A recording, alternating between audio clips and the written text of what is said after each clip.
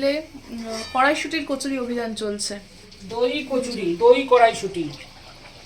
শুধু বাবা কড়াইশুঁটি, ভাজছে, শুধু মা কড়াইশুঁটি বানাচ্ছে, কেন? আর আমি খাচ্ছি। দই কড়াইশুঁটির কচুরি। দই কড়াইশুটির কচুরি। কারণ দই দিয়ে তো পুরো মাখানো হয়েছে না, আচ্ছা। তারপরে পুর ঢুকানো হয়েছে।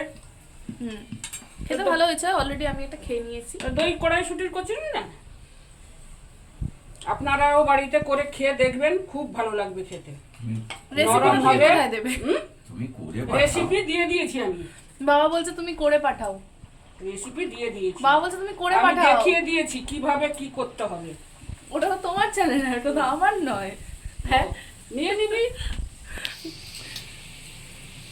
দেখো বাবা তোমার ভিডিওতে আসে না, আমার ভিডিওতে বাবা কি সুন্দর পোজ দিয়ে কচুরি ভাজছে দেখো। হ্যাঁ, এই তো এই জামাটা পরে তো জন্মদিনে কচুরি লুচি ভেজেছিল, মনে আছে?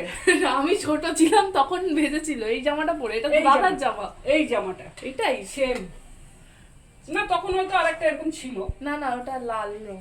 আমি এবার আমার ডিনার নিয়ে চলে এসেছি, আলুর দম, কচুরি আর একটা সর ভাজা। একটা কচুরি আমি অলরেডি খেয়ে নিয়েছি, তাই আর দুটো নিয়ে এসেছি, আর সাথে আমার প্রিয় সর ভাজা।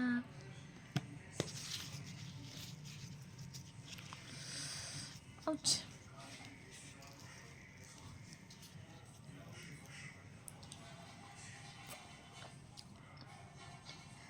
কচুরিটা খুব সুন্দর হয়েছে, আর আলুর দমটাও।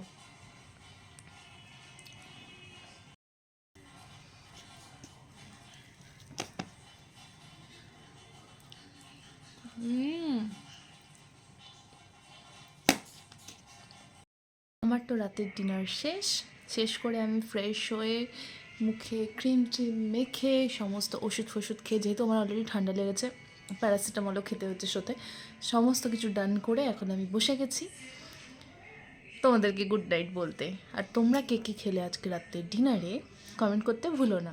টাটা।